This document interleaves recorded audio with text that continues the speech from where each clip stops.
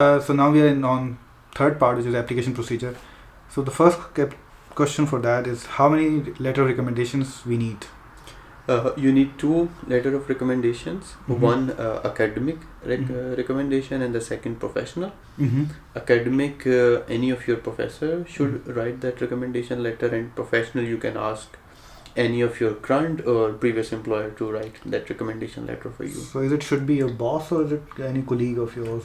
It should be one under which you have worked. Okay. But it should not be your colleague. Technically, Okay. it doesn't make any sense. But I think it Okay. should be your reporting manager or your boss or Mm-hmm. yeah. Okay, good. In the form, they have in the required documents, it is written that you need to give the school living certificate. Mm-hmm. What does that mean?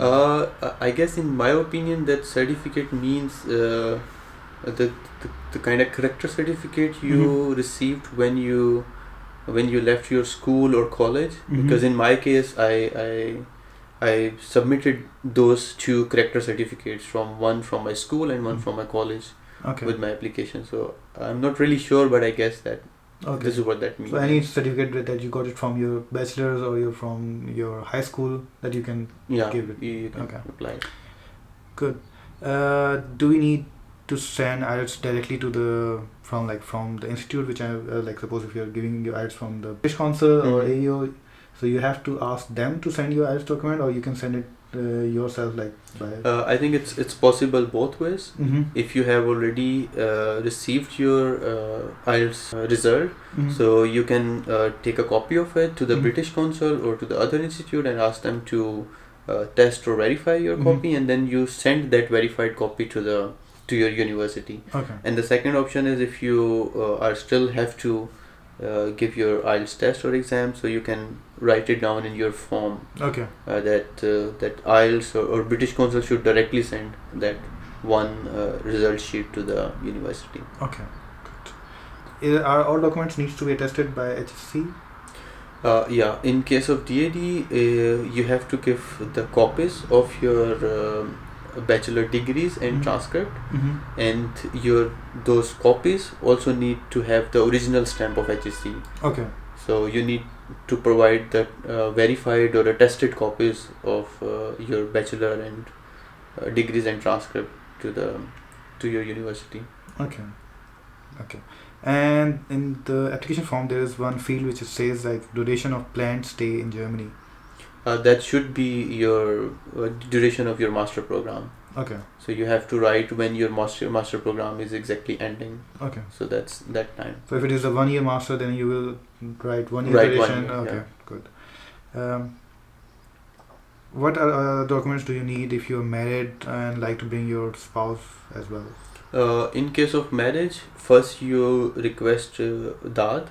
Then they will give you a letter which says that they will give you an additional funding or allowance for your spouse, and with that document then you can apply for visa, and it will be helpful because in that case you will not need much higher bank statements because that document is actually your financial statement. Do we need experience letter from all our previous employers?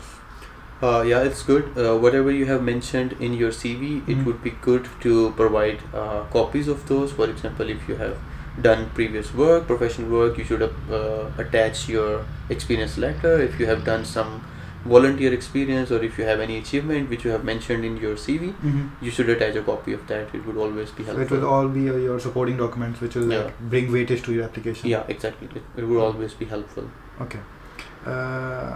How many application forms are there? Is it a separate form for university and Daad scholarship?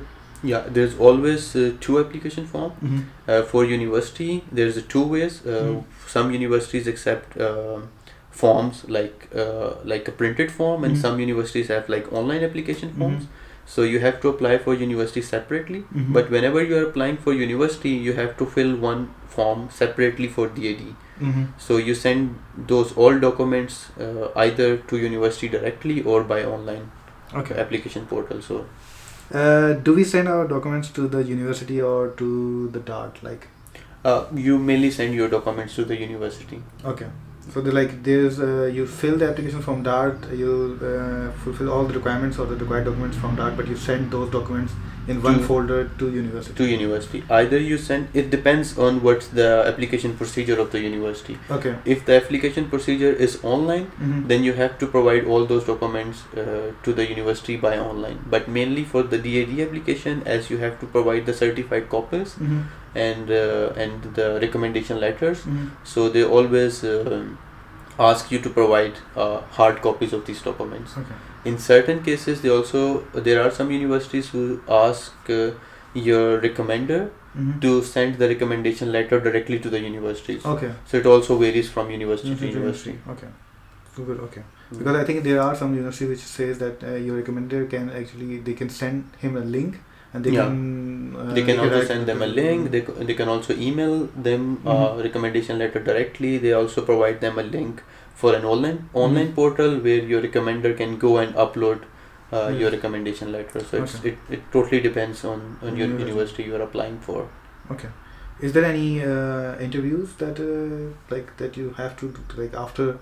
Suppose once you are shortlisted, then there is an interview procedure, and then afterward you get admission. Normally the selection procedure for the DAD is that the university first shortlists your application based on your documents, and then they ask you for an interview, and mainly the university conducts the interview. Okay. Because university has to finalize your application first. Okay. And they conduct the interview. Once you finalized after the interview, then university will send your all documents and application, or refer you to the DAD that we have finalized these students for the scholarship.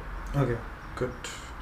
So this is all from the procedure side, and now we will go to the what happened after admission.